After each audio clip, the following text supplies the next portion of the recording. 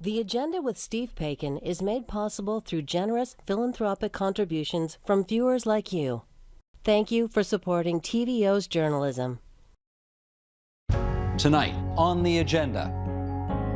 So do we need more homes? Yes, of course we do. But if we're building those homes and communities without resilience measures in extreme weather risk prone areas, so as you said, building on floodplains, then we could actually be putting those homes and communities into harm's way. Then, later tonight. So flushable wipes, I'll just talk about that. The term flushable simply means it can pass through your toilet trap. It can flush. It doesn't mean it's okay in sewers. In fact, it's not okay. It is absolutely. Flushable wipes have plastic in them. They should never, ever, ever be flushed.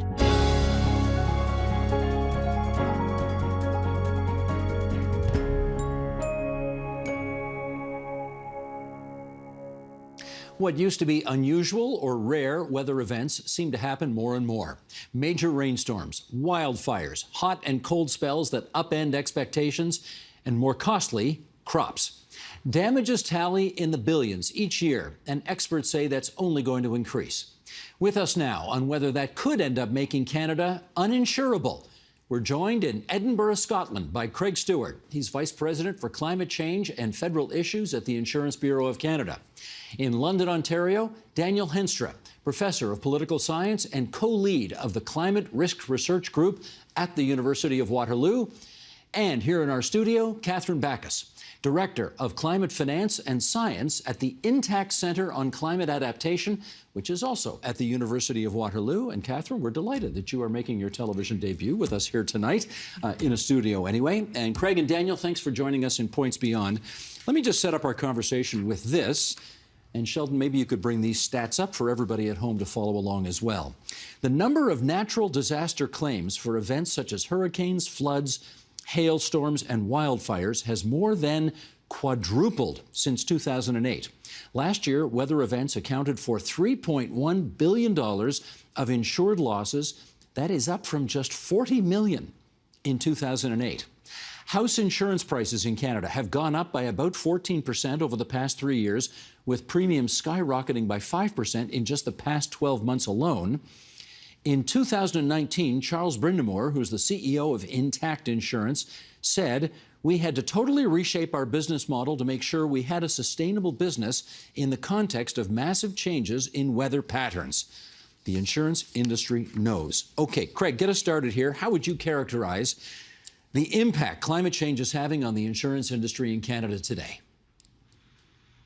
Well, you know, you've just gone through the stats. I mean, Canada is becoming a more difficult and pricier place to insure relative to other countries in the world. We've all been experiencing these events firsthand. Canada is still, for the most part, insurable, but we are seeing, certain perils such as flooding, where, high-risk areas in this country really haven't been insurable. And since 2013, insurers have really clarified we're not going to go there, and that affects, over 1.5 million homes across this country already. Catherine, let me follow up on that, because that sounds incredible. There are parts of this country that are uninsurable today? Correct. As Craig was saying, 10% of Canadian homes across Canada are uninsurable for flood risk, which means they can still get home insurance, but they're not covered if they have a major flood event caused by an extreme weather event. And the insurance companies have determined that these places are uninsurable. Why? They've obviously done the statistics, they've run the calculations, but I believe we're actually in a very good place here in Canada because we've actually developed well-informed standards, guidelines, and tools to build a more resilient Canada. We know what to do at the level of the home and community to reduce these key physical climate risks, flooding, wildfire, and extreme heat. What we need to do is deploy them across Canada as quickly as possible to maintain that insurability and stability of the Canadian housing market. More on that as we continue our conversation. Daniel, why don't you come in here? Tell us how you see the scene right now. Sure. I mean, it's concerning that there are parts of the country where property is already tough to insure because of the risk of loss is high and the reconstruction costs are also rising. Insurance is a business. If premiums collected by a company can't cover its payouts and expenses, it quite rationally will exit those markets. And as Craig and Catherine has said, fortunately, Canada's insurance market hasn't seen the same volatility as in the United States, but we can't be complacent. Climate risk is real and it's increasing, and we need to manage it. Well, since you mentioned the United States, let me give an example here from California, where apparently State Farm has recently announced that it's going to stop selling new insurance policies because of the increasing likelihood of wildfires. Okay, Craig, follow up on this if you would. Where are the places in Canada right now where the risk of wildfire is so concerning that we may be going down that road as well? Well, we haven't really seen it in any part of the country yet. Luckily for us, wildfire is still considered an accident no matter where you live in the country. Our emergency response, frankly, has been excellent. In 2018, all of the interior of British Columbia burned, but we lost only 300 structures. You saw the response earlier this year in Nova Scotia. We're pretty good at limiting damage. So far, the country, in terms of wildfire, no particular part of the country is viewed by insurers as uninsurable now or in the near future. But, that could change. Well, that's comforting news. But on the other hand, Daniel, do you think it's fair to say that these extreme weather events are only going to be increasing in number as we go forward? That's certainly what's projected. We're going to see drier, warmer, wilder conditions, and we need to make sure that we're implementing all the tools that we can, as Catherine said, to make sure that we're building resilience in this changing climate. Catherine, how much do you think homeowners understand what's going on out there right now? I think there are there's limited information available that is up to date that can inform homeowners of what is actually going on. I think there's a great opportunity in Canada to provide more information to identify where risks are. We could have a portal where you could put in your postal code to be able to identify what the key risks are within a given community. You don't have that yet? We don't have that yet. Who should do that? I'm sure Craig could speak to that probably a little bit better, but I think this is an all-of-society approach. We need all levels of government. We need public and private partnerships. We need to be updating risk maps. So if you look at flood risk maps across Canada, they're 20 to 25 years out of date.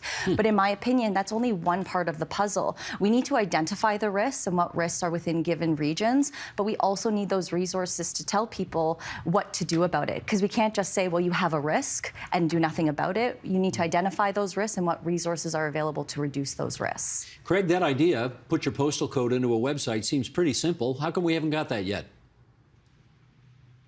It's a super interesting answer. It was actually funded in the federal budget about 4 years ago.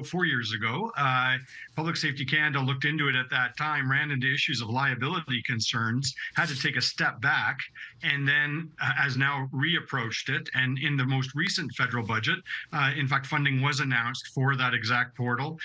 They're hoping to get it up and running over the next 2 years. They're going to start with flooding, but make sure that it can be expanded to address other risks. And Catherine is dead on. It starts with consumer awareness. It starts with Canadians being able to quickly access information about what the risk is and what they can do about it. And to answer your question, federal government obviously is the best place to take leadership, but we all have a responsibility in communicating. Whether you're a bank, a realtor, an insurer, we should all be reinforcing this information in our regular contact points with our customers. Okay, well, Daniel, maybe you could build on that. Clearly, it sounds like the feds ought to be taking the lead on this, but where are they getting all the information from across the country in order to ensure that people get the best, most accurate information they can in a timely fashion? It certainly is a problem. We did a survey a number of years ago of Canadians living in high-risk areas, and almost nobody knew they were exposed. They hadn't bought flood insurance, hadn't protected their home in any way, so there's a real information deficit. And, insurers and governments kind of have a monopoly on the technical data that just isn't being available to Canadians. And to their credit, insurers have been making this case for years to governments that we need this information. The federal government's listening. It's made new flood maps in high-risk areas, and the plan is to make these available to Canadians. But there's other things we can do, too. Property sellers or their agents could be required to tell buyers about flood risk, whether the home's flooded before or if it's in a flood area. Mortgage lenders could insist that buyers have flood insurance. We should be preserving natural flood protection like wetlands. And in some cases, we have to move people out of harm's way by offering to buy out risky properties. Who's the we who has to buy out risky properties? This means governments, could mean federal and provincial governments will, in some cases, have to put money on the table to move people out of areas that are just too dangerous to live in. Catherine, okay, how do I put this? Because I don't want to insult anybody here, because real estate agents, they have a difficult job to do, but their job at the end of the day is to sell a place. Can you imagine a set of circumstances whereby real estate agents are going to let people know, oh, incidentally, I'm trying to sell this home, but you're on a floodplain and there's a great likelihood that you're going to be at risk of flooding in the future?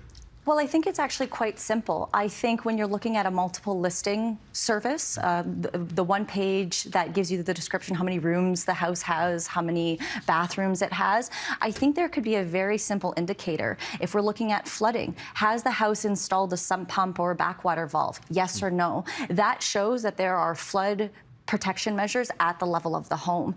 And I think we will come to a point where we need to be disclosing this information. We're seeing across Canada class action lawsuits. There's one going on in Oakville right now. I believe it's a $2 billion class action lawsuit. Tell me more about that. What's going on there? The municipality, the mayor, the conservation authorities, they're all named in this lawsuit because the homeowners feel that development occurred. There was widespread development. Development occurred on floodplains, and now these homes are either being flooded out or they're being devalued. So they unknowingly purchased homes in a floodplain and now they're in trouble. Correct. So I think we can start small on those MLSs. Again, what are risk reduction measures that have been put at the level of the home? But I think from a larger scale, we do need this risk identification on a larger scale. Are you purchasing a home in a floodplain? And if you are, have risk reduction measures been put into place? Craig, how about, I appreciate that you think the federal government's got to take the lead on this, but I guess you represent all of the privately owned insurance companies across the country. Should you have to make your data publicly available as I guess a partner in all of this? The answer is yes. Insurers have a role to play in making sure that our customers understand why they're paying the premiums that they're paying. What is the risk that our consumers are facing, and upon which their premiums are based. And in fact, insurers are working constructively actually with the regulatory community across the country right now to do exactly that. We're taking a look at ways at which the premium renewal point, we can all do a better job at reinforcing that communication of risk to consumers. A key piece of this, and Catherine alluded to it, is, how do you rate a home? Like we've got energy efficiency ratings for a home right now, right? People are familiar with EnerGuide, the Home EnerGuide system. So we have it on energy efficiency, but we don't have it on resilience. So and in fact, Minister Wilkinson, again, Minister of Natural Resources, it's in his mandate letter, we need to develop some sort of home rating system for resilience that we can use, that we can all use to say, yes, if you take a look at, your fire rating or your flood rating or your wind rating, and then roll that up into some sort of overall resilience rating. If we can do that, and then we can suggest to homeowners, these are the steps you can take to improve your rating. That's something that insurers can use. That's something that banks could use. And it's certainly something that realtors could use as well when they're listing a home to say, this is the rating of this particular property. And that would provide the incentive system at both the municipal level and at the homeowner level to make sure we're taking the steps necessary to protect ourselves. Well, Catherine, let me come at this from another angle, which is there's not a politician alive in this province today that, some days you think doesn't want to pave over absolutely everything in order to build more housing, right? We got a desperate need for housing with all the new people coming here. But if I hear you right, there are places in this province where we just ought not ever to build a house going forward. Is that right? Correct. We need more homes in this province. And in my opinion, every Canadian, every newcomer to Canada deserves access to affordable and diverse housing. But whether it's a new community or an existing community, in my opinion, all communities should be designed, built, and retrofitted with adaptation or resilience measures to reduce extreme weather risk. What does that mean, adaptation measures? So are we putting downspouts on homes? Are we ensuring there's some pumps in all homes and backwet or valves? Are we putting measures to reduce the risk at the level of the home and community? So do we need more homes? Yes, of course we do. But if we're building those homes and communities without resilience measures in extreme weather risk prone areas, so as you said, building on floodplains, then we could actually be putting those homes and communities into harm's way, and we could actually be inflicting greater financial and social costs on those individuals. So making sure our communities have measures put into place to reduce those risks, and then providing educational tools to homeowners so they can make changes inside of their homes and outside of their homes to reduce risk. Daniel, does this sound to you like we need more and better provincial regulation to ensure what Catherine wants comes to pass? You know, the Climate Risk Research Group, we're thinking all the time about policy tools that can be used to manage climate risk. And the government has all sorts of different instruments in its toolkit. It could use, in this case, to get builders to integrate climate resilience into this new construction. This is an opportunity. Things like improving energy efficiency or using fire and water resistant materials. Governments could use a persuasion campaign. They can recognize exemplary efforts, use economic incentives. But as you say, it might require regulation by changing the building code to require certain practices or materials to make sure that homes are resilient. And it also speaks to the need to educate citizens on climate risk when they're making property decisions. I mean, it's nice to have a home with granite countertops, but are you going to be shoveling mud off the basement carpet when it floods? That is the $64,000 question, isn't it? Do you have any sense about whether or not the province is considering some of these measures you just mentioned? The province has a guidance instrument called the Policy Planning Statement, and it's used to, or planning policy statement, sorry, and it's used to guide planning of municipalities. And it recently has been updated to integrate climate resilience and climate adaptation as priorities when making decisions about the siting of properties and rules about materials and those things that are to be used. The concern is always around affordability. Is this going to raise the cost of construction? And in some cases, it certainly will, and that cost will be passed on to consumers. So governments have to be careful about thinking about equity and making sure that any new policy changes are going to be are not going to have an undue impact on lower income households. Well, that's the trick, isn't it, Craig? I mean, you've got to, all the incentives seem to be lining up in one particular fashion these days, which is build, build, build as fast as possible, and not necessarily taking into account all the things you've mentioned. How do we get this stuff on the agenda as well? No pun intended. Well, we absolutely need to be careful about where we build and how we build. And there's no point building homes in harm's way that taxpayers are then going to have to bail out afterwards. We've done not a great job of that in the past. Again, we have 1.5 million homes in high risk flood areas already. Don't want to add to that. And so we need to be careful about the decisions we're making. And as Catherine said at the start of the show, we know how to build these. We know how to build wildfire resistant homes. We know how to build flood resistant homes. Pretty simple to put hurricane clips on and to keep roofing joists on a roof when in the middle of a severe wind event. It's not an expensive thing to do. Best time to do it is actually when you're building the house. So we know the very specific things to do. And if we're going to be building this many homes, which clearly we need to do, it's going to be really important that they're done right. Catherine, can I just follow up on that? I get how you make a home more resilient as it relates to flooding. If there's a wildfire around your home, how do you make a home that's more resistant to that? There is actually resistive siding that you can put onto a home, and a post-analysis was completed in Lytton, British Columbia, and what they determined was that wildfire was an extreme event. It was an extreme wildfire that had devastating impacts. And yet after the post-fire analysis, it was determined that the fire-resistive siding on the homes, which actually retrofitting a home costs a lot of money, but building a home from scratch with the proper materials could be approximately equivalent to building a home normally without the fire-resistive materials. Having those fire-resistive materials made a difference in whether a home burned down or not. So it can actually prevent the home from burning down in the midst of a wildfire. Correct, and there are measures around the home as well, moving shrubs and bushes 10 feet away from the home, putting a metal roof, so if you have little debris falling onto the roof, this will actually stop the roof, the home from igniting. And so there are practical things to do for homes located in the wild and urban interfaces, urban areas near forested areas. We can have breaks where you actually mow over the lawn, and so you create a break between the wildland urban interface and the urban area. So there's much we can do within forested areas to protect homes and communities. This seems like such common sense. I mean, the stuff that you're telling me right now is not all that technical. Why are we not doing it? Well, that's exactly it. We've done the research. We know, as Craig said, at the level of the home and community, we know what to do in regards of flooding, wildfire, extreme heat.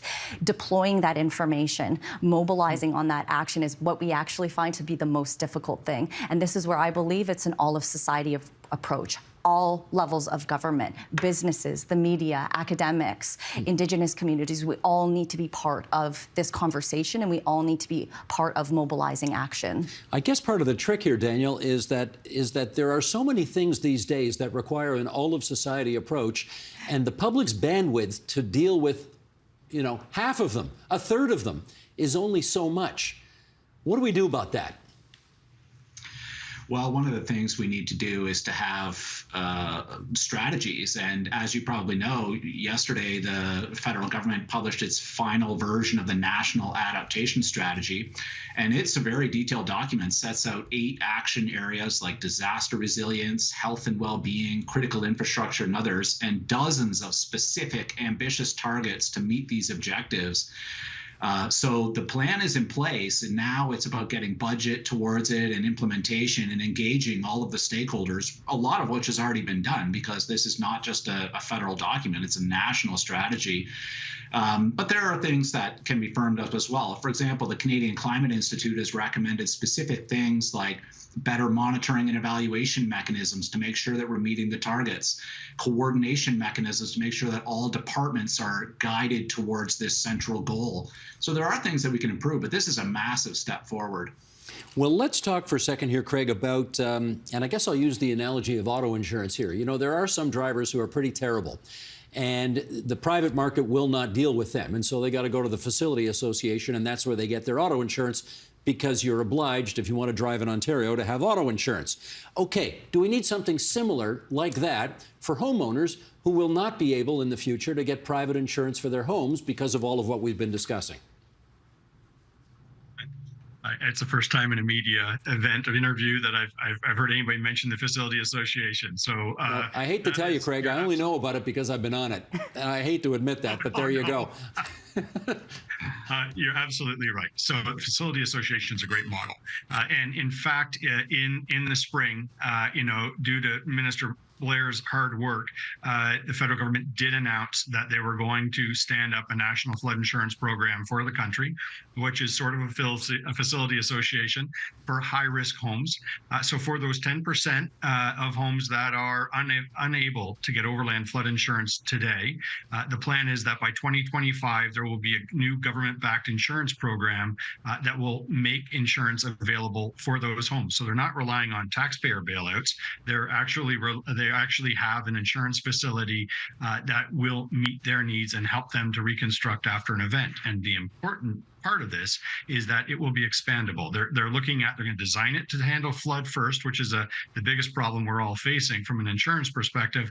But if we get to the point where we've got high-risk wildfire areas in the country that can't be insured through the private market, or other perils, hail, wind, then this facility could be expanded to also address those perils as well. All right, let's talk cities for a second here. Catherine, I don't have to tell you, we just had an election in Toronto in which the issue of $1.5 billion hole in the budget means the city has no money to do anything. So I don't know, can cities do anything? I know Burlington's doing some stuff. Do you want to talk to us about Burlington? Well, Burlington, after 2014, they had a major flood event due to a high precipitation event that flooded out 3,500 homes. And from an infrastructure perspective, Burlington has been doing wonderful things. They've been ripping up their piping systems and ensuring that there's larger capacity for rainwater and sewage to run through those systems. Who pays for all that? The taxpayers do. Of Burlington? Correct. Okay. But at the end of the day, there are things that can be done for limited to no cost at all. At the Intact Center on Climate Adaptation, we have developed 3 steps to cost-effective home flood, wildfire, and heat protection infographics. We've been working with cities across the country, from Calgary, Edmonton, Toronto, Montreal, Oakville, the town of Antigonish, the county of Antigonish. And what they've done is they've adopted our infographics. They've translated it into their own city-specific infographics with their own photos and logos. And it's the cost of a piece of paper, and you put it into the property tax mail-out notice, and you mail it out to the constituents. Do they read them? They do. Our work with the Canadian Red Cross, we've determined that 70% of homeowners who report receiving this infographic implement at least 2 of the actions within 6 months. So we know it is a useful tool to not only identify risk, but also to reduce the risk. Well, Daniel, this does get down to the bottom line here, which is how much of this is ultimately the responsibility of the homeowner to take care of, as opposed to governments, academics, media, etc., to let them know what's going on? More responsibility has to be on the property owner, and the governments have been moving in this direction. Certainly, disaster financial assistance programs all say that it's for uninsurable, unexpected losses. So there has always been an expectation that citizens would inform themselves. But the argument my group has been making to governments is this is premature unless you make the climate risk information available, easily available to citizens and understandable. It's unfair to expect them to take on a greater role. But there is information available. As Catherine has just said, there are practical things that homeowners can do to protect their home from flooding and from wildfires and other perils. And in many cases, they don't do them. And that's partly a lack of awareness, but it's partly just not thinking ahead to the types of risks that can happen. I guess, Catherine, in our last minute here, the key is just be aware that this is going on and that you need to take steps to deal with it. Correct. And that there are measures in place or there are resources available that you can put measures in place to reduce those risks. Where do we see those infographics? You can go to the Intact Center on Climate Adaptation website under reports and resources, and the infographics are right at the top. We have them for flood at the level of the home, wildfire for home and community, and extreme heat at the level of the home and apartment and condo. That sounds like a very useful thing to have. Yes. Okay, we will be checking that out. I want to thank the 3 of you for coming on to TVO tonight and helping us out with this. We learned a lot about something that we're going to need to know more about going ahead, particularly as the summer comes and we get those flash floods and rainstorms and so on. We need to know about this. Craig Stewart, coming to us from Edinburgh, Scotland. He's the VP of Climate Change and Federal Issues at the Insurance Bureau of Canada. Daniel Henstra from London, Ontario, Professor of Political Science and co-lead of the Climate Risk Research Group at the University of Waterloo. And here in our studio, Catherine Backus, Director, Climate Finance and Science, Intact Center on Climate Adaptation. That's where you'll get those infographics.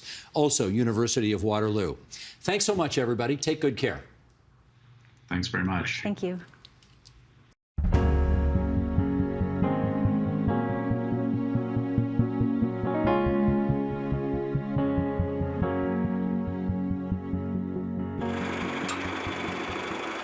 Every June for the last 21 years, a group of farmers in the township of Lincoln in the Niagara region have taken the issue of water scarcity into their own hands. Adapting to climate change and extreme weather like droughts means farmers like David Hipple have had to develop creative solutions, like laying large aluminum pipes all the way from Lake Ontario to his farm, roughly 4 kilometers south.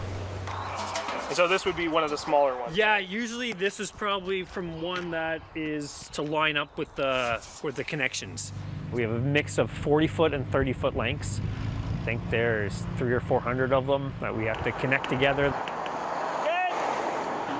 That means feeding pipes through culverts and vegetation, and under railroad tracks, and even a 6-lane highway, the QEW.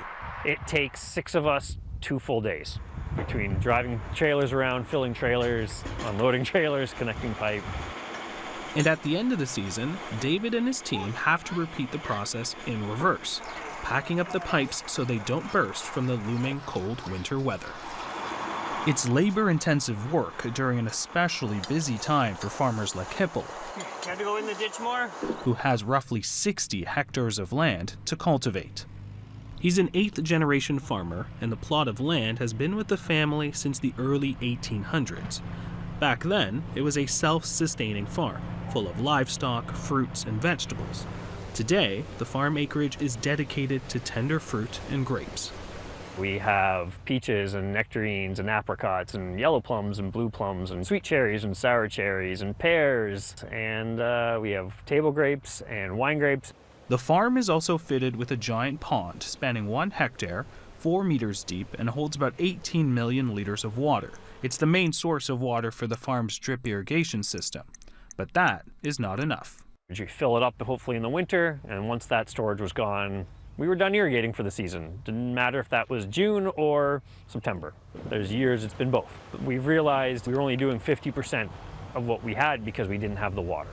In prime growing season, Hippel estimates he would need about 15 liters of water per tree per day. And with about 500 to 700 trees a hectare, you don't have to be good at math to know that adds up quickly. And for a region that's known for growing tender fruit and grapes, it's a problem many farmers must contend with. Most tender fruit in Canada is grown here. 95% in Ontario is in the Niagara region. Water is an important part of the equation in farming. The one variable, and one that's getting harder and harder to predict, is weather. Drought-like conditions, heat waves, prolonged rains, and early frost can do serious damage to a farmer's crops. Well, we certainly demonstrated the impact of drought in 2016. That was a drought year. Basically, it reduced the crop size by about 25%, but it also decreased the crop value by about 30%. What many consumers may not know is tender fruit in Canada is federally regulated and must be a certain size before it can hit store shelves. Peaches, for example, need to be a minimum of 5.4 centimeters in diameter before they can be marketed. So if you don't have irrigation, you don't make that size, that fruit becomes lost. So that's food waste, lost revenue. We calculated out the difference in value, gross value to the crop in that drought year was about 15 million. The irony of it all is the Niagara region is surrounded by fresh water. Lake Ontario to the north, the Welland Canal and Niagara River to the east, and Lake Erie to the south. What's frustrating for the farmers is they see all the water around us, the envy of the world right here with all the water, and we're not getting it to our trees.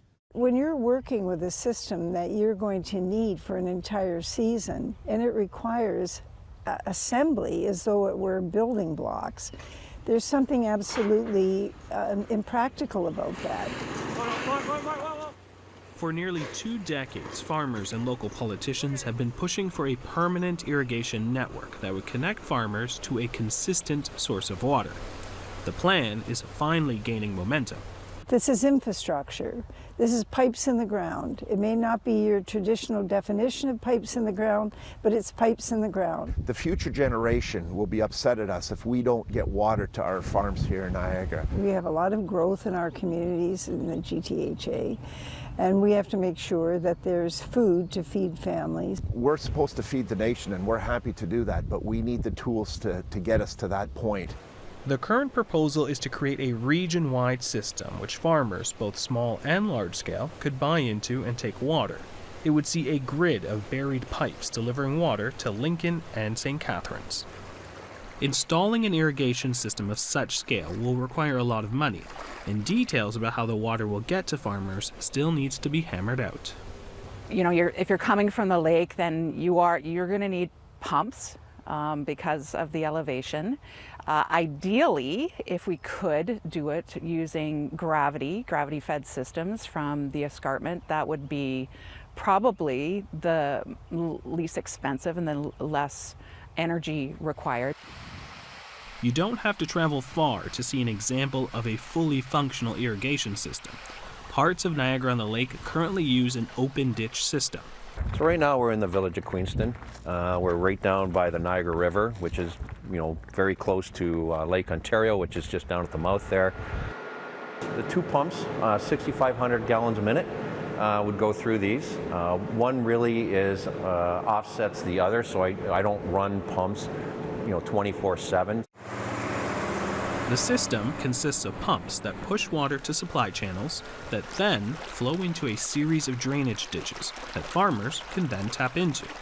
So we draw out of the Niagara River here beside us, and about 25 feet off there's intake structure that's down below. It sits about 25 feet below the water here, and it draws the water up through the two pumps that we have on the inside here. The town has similar pump houses across the municipality. In its simplicity, the system works well, but it does have its challenges. For one, the system doesn't reach all of Niagara-on-the-Lake's farmers. And secondly, the cost to use the system can be difficult for small-scale farmers to absorb. There is also the issue of regular maintenance of the ditches. One of the biggest problems has been the invasive Phragmites, a dense, fast-growing, perennial grass. What Phragmites does in a channel, what would have to happen, in a standard 1 meter wide channel, they said to get the same volume of water through a 1 meter channel, the channel would have to be 10 times as wide. So you can tell when you have a kilometer of Phragmites, and it's so aggressive that it's choking out the systems. Regular maintenance is something Hippel knows all too well with his system in Lincoln. There's always the unexpected, either, a pipe wears out and it bursts, you gotta pull it out and replace it, or someone, some fun, throw rocks at a pipe and it bursts, or car accident drives in the ditch and bursts the pipe. When it comes to a regional irrigation network, the hope is to get shovels in the ground in a couple of years. The system will have its challenges and deal with barriers like highways, railroads, the unique topography of Niagara, and support from all levels of government. And such an undertaking that's permanent, affordable, and reliable will need to happen soon. I don't think we've got a whole lot of time to fool around. If we continue to have major droughts and we don't have water to support our farmland, then there just isn't going to be food in the future. It's going to be so costly that it's going to be even more of a hardship than it is now.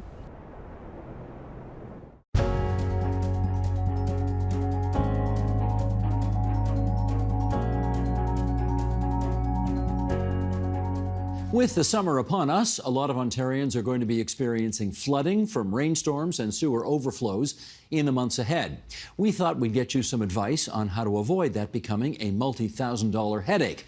Barbara Robinson is president of Norton Engineering, but she's perhaps better known as the Sewer Lady, and she joins us now here in studio. Nice to see you back here again. You too, Steve. Generally speaking, how much do you think people know about the sewer system that we all very much depend on to keep things clean? Steve, I would say the average resident knows almost nothing about sewers. And this is a problem because the more residents know, the more they can help prevent and reduce flooding for all of us. Why do you think we are so ignorant about it?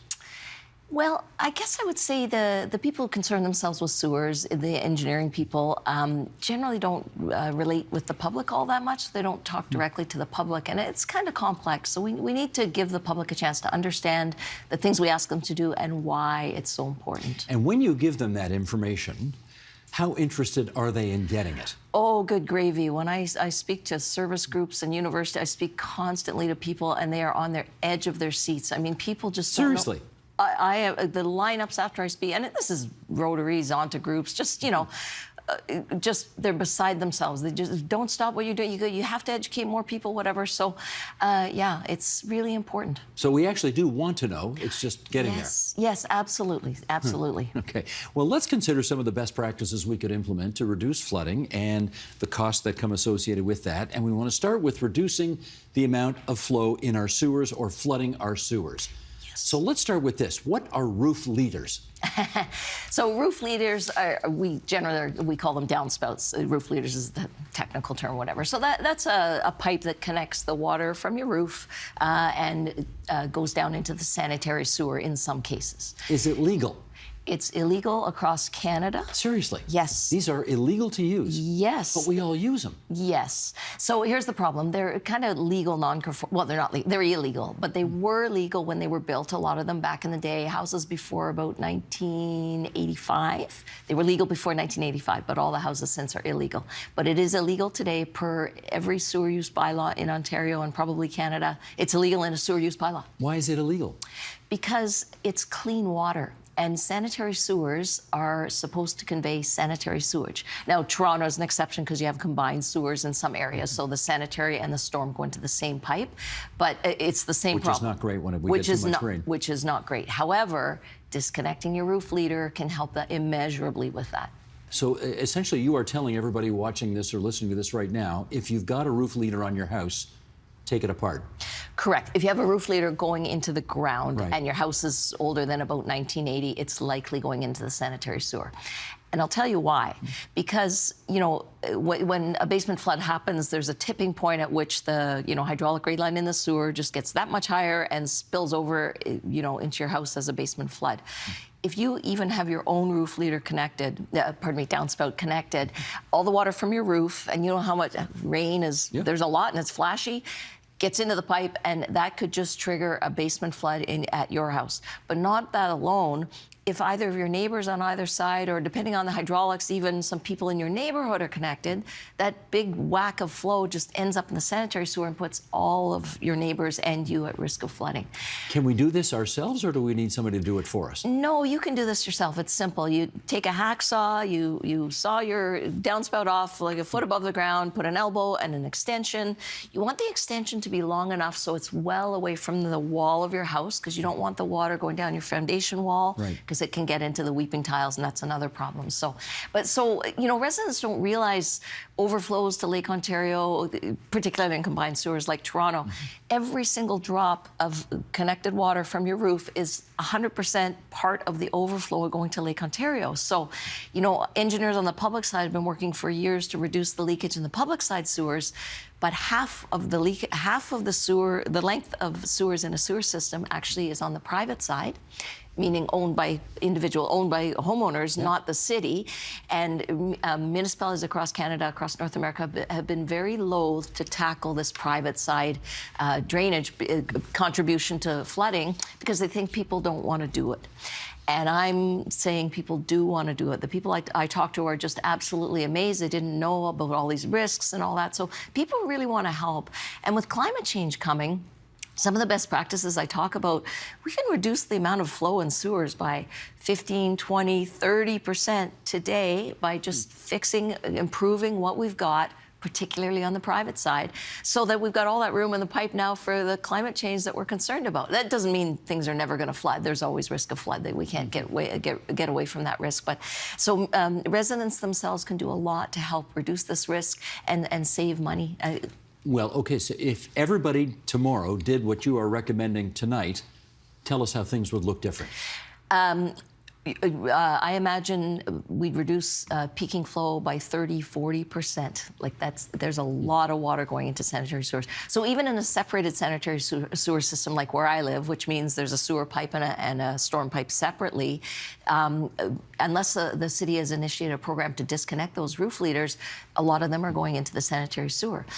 For separated systems, like 40, 50% of the water getting to the sewage treatment plant, of the flow getting to the sewage treatment plant is clean water. So rainwater or groundwater. It shouldn't be there. Treatment plants are not supposed to be treating clean water. Okay. Next thing, foundation drains. Are you finding people in newer homes are having them disconnected? Absolutely. So homes built after 1985, because we didn't gravity connect to the sewer, so we weren't automatically connected, they were built with sump pumps. So there's an area where the water collects, and you've got a sump pump that pumps it out to the surface or to a storm sewer or whatever. people don't like dealing with pumps. People are afraid of pumps. It's also related to the sewage system, and people are a bit loath to deal with sewage. And so it's frequently found that people with sump pump connections are disconnecting them and connecting the water by gravity to the sanitary sewer. Now, weeping tiles from before 1985 are also connected to the sanitary sewer, so that's also a problem that we have to deal with eventually. But the immediate thing is those people who have disconnected their sump pump and redirected the flow by gravity to the sanitary sewer means all that water is also contributing to flooding directly and 100%. So one of the reasons people don't like pumps is because they fail, they're afraid of them or whatever. You know, if you have a sump pump, I understand why you might want to reconnect to gravity, but you're increasing your risk of flooding, because if you hydraulically connect the sump pump to the sanitary sewer, when there's a sanitary sewer backup, it can get back into your house, whereas pump to surface can't. So you increase your risk of flooding by doing that. And the reason I know this is because plumbers and building inspectors, I work with them constantly, tell me they frequently go into homes and find these things disconnected. Is that illegal as well? Absolutely. It's illegal to do that? It's illegal to connect rainwater or groundwater to the sanitary sewer across Canada. Absolutely. What should we do about it? So same thing, if you have a disconnect, well, actually, this is a little more difficult for residents to deal with because it's a more expensive solution. Disconnecting a roof leader is about a $50, you're gonna buy an elbow and an extension, that's $50, anybody can do that. To disconnect a sump pump, to disconnect the gravity connection and go back to a sump pump, people don't wanna do this. My solution for this is, every time a building inspector from the city goes to someone's house for any reason, they should proactively go and check the basement plumbing. And if it's been illegally reconnected, the storm has been illegally reconnected to sanitary sewer, they take a picture, we'll need a database or whatever, and they follow up with an order to disconnect. We have every power. We already have all these municipal powers already. We don't need any new laws, anything. Municipalities can start tomorrow doing these kinds of things. If the inspectors come around and they find that you have done these things that are, and maybe you didn't do them, maybe the person who had the house before you did, is there a big fine involved, or what can they do? What punishment can they inflict? Well, municipalities can, through the municipal use bylaw, can issue an order and charge you any fee they want. I think they should charge you $10,000 because the cost to society, and with climate change coming, all these connections are just making flooding worse and worse. So, and the other thing I'll just say about sump pumps is, you know, if you have a sump pump, you want to be a sump pump or a backwater valve. You want to be checking that. It's called protective plumbing equipment. It protects your basement from flooding. Spring and fall, when you check your smoke detectors and CO detectors, check your sump pump and check your backwater valve. And when I say check your sump pump, make sure it's working. So either pull up on the float or fill it with water and see if the pump engages. Because that way you'll know it's working. When the big storm comes, you're protected. Let me do the math with you here. House fires, carbon dioxide poisoning, basement flooding. Which of those three happens most frequently? Basement flooding by a very, very, very long shot. And that's the one thing we actually check the least. We don't check it at all, exactly. And people get PTSD now. They've done lots of studies. If you have a basement flood with sewage in your basement, I mean, it's a disaster. People lose their possessions and they get PTSD. It's just a terrible thing. So yeah, the risk of dying in a fire, you know, we're not talking death with a basement flood, but it's still a serious thing, and it's constant. I mean, places like Toronto and Hamilton with the old combined systems experience a lot of basement flooding. It's traumatic for people. So listen, we're doing public service announcements spring and fall. Check your smoke and CO detectors. Let's say check your protective plumbing equipment as well. Okay, let's do, this is where we're really going to get into the nitty-gritty? Into the pipes here, okay?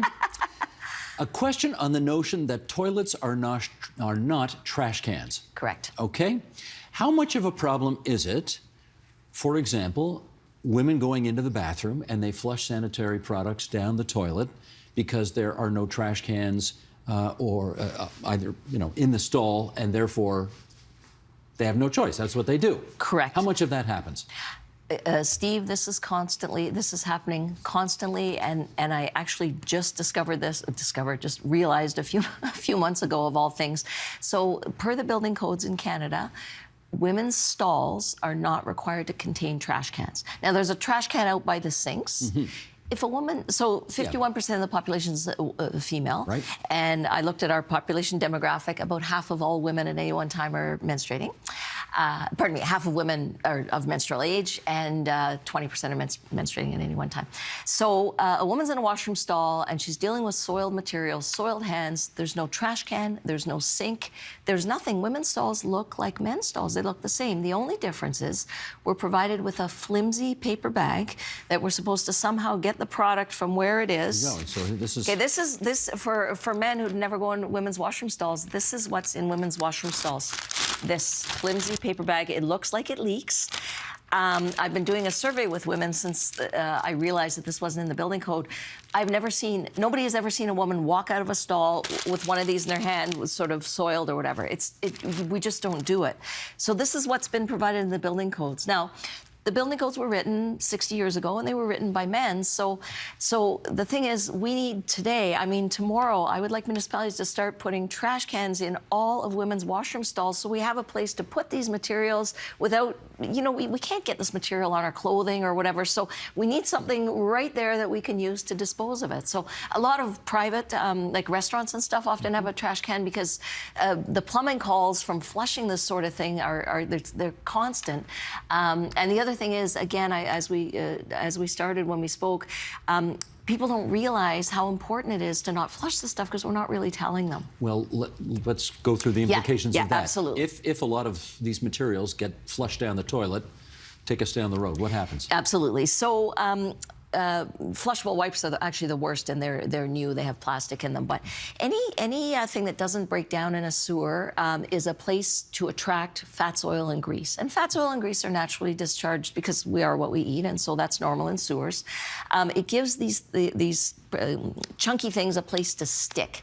So we've started to see fatbergs in sewer systems a lot. And fatbergs are literally all this chunky stuff, not just sanitary products, flushable wipes, dental floss, all the things that are not supposed to go in sewers. They stick with the fats, oil, and grease and build up. And there was a fatberg in London, England, 5 or 6 years ago. It was the size of a city bus.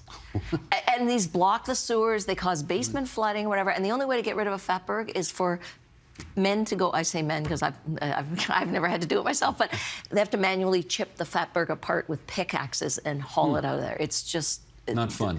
Ugh.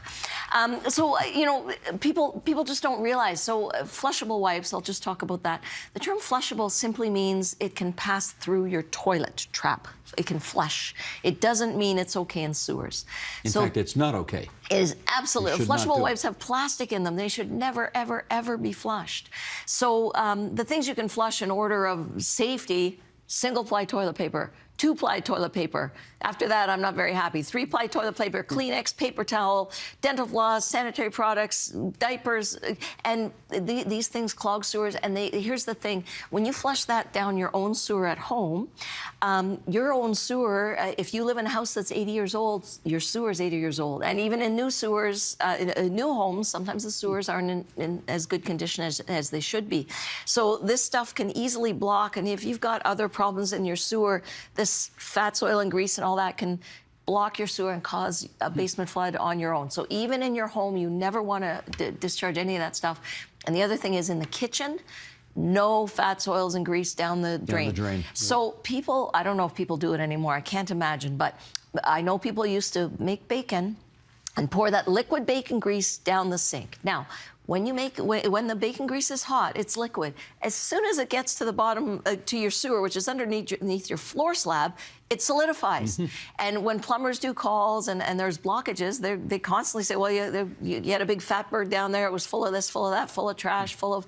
So residents not only are keeping this stuff away from pump stations and sewage treatment plants, but they're protecting their own property from flooding. Why are they allowed to call them flushable wipes if they're not flushable? Here's the thing. The term flushable technically means it can pass through your toilet, but the average resident doesn't know that. So my industry, not me personally, but my industry across North America has been fighting the flushable wipes industry for quite some time. It's not fair to use that term on these products because they're not flushable. Got it. So the other thing about flushing all these things, and women's washrooms without trash cans, women are away from the home, 12 hours a day? That's 12 hours a day. They're necessarily flushing these products because we have no choice. in places like Toronto that have combined sewer overflows, and Lake Ontario ends up full of menstrual products and all that stuff, it's just an unsightly mess. The reason that's happening, Steve, a big reason, is because women have no choice during the day, at work, wherever they are. Without trash cans, we're flushing, we have no choice, and it ends up in Lake Ontario. So if municipalities would put trash cans, require trash cans in every stall so women had a chance to get rid of these things, it's still a bit problematic getting the product to the trash can, to be honest, but we would reduce that load at the during overflows, but also the load at the sewage treatment plant, because when all this stuff gets to the sewage treatment plant, it gets screened out with screens or whatever, they have to take those screenings, dump them in trucks, and drive them to the landfill, and then put them in the landfill. So we don't want this stuff in the public site system, we don't want it at pump stations, and we don't want it in women's washroom stalls. Have you lobbied City Hall for these changes? I lobby relentlessly. It's all I do, Steve. And do they not listen? Well, you know, actually, the trash cans in women's stalls, I just figured out a few months ago. So I'm lobbying hard now because this is a game changer. Okay, you got a visual aid here. Yeah. So I just, because these don't exist, I just made up this little sign. Again, this whole point about the fact that things have to be screened out at the wastewater treatment plant. I mean, no one knows that. No one understands. It's just the 3 Ps you want. Pee, poo, and paper. That's all that goes down. Pee, poo, and paper. And your kitchen sink, you know, if you make bacon, use a paper towel, wipe it out, put the paper towel in your composting, whatever. Nothing but, just think about, you don't want anything that could block your sewer or the public sewer. So these do not exist. You just made this up. I just made these up because they don't exist. That's correct. But they could and perhaps should go in every... I would like these signs on the back of every stall in Canada, including men's stalls, because men are starting to flush flushable wipes. And the advantage of putting them on the back of a toilet stall is you have undivided attention. You have people's undivided attention. That is true. No, I'm serious. We do talk about these things. I mean, most municipalities don't give the information about why, but sometimes there are bill inserts and stuff. And, you know, municipalities are trying to do all these things, but people don't read bill inserts, or at least it's not changing behaviors. So, and pardon me, I should have said earlier, as far as roof leader disconnection goes, there are municipalities working on that. In Toronto, it's currently illegal. I mean, they are it's mandatory now to disconnect roof leaders. But I don't know, it's always hard to get uptake from residents or whatever, because they really don't want to do these things. But just if residents would understand, if we would disconnect these roof leaders, we'd reduce flooding risk for everybody. And if it becomes kind of socially unacceptable, if you see your neighbor with roof leaders going into the ground, you should be thinking, geez, that could cause a flood at my house or whatever. So, you know, as a society, to change. As they say on the TTC, if you see something, say something. If you see something, say something. There we go. Absolutely. The sewer lady strikes again. Barbara Robinson from Norton Engineering, thanks so much for coming in tonight. It's been great. Thank you for having me, Steve. Always a pleasure.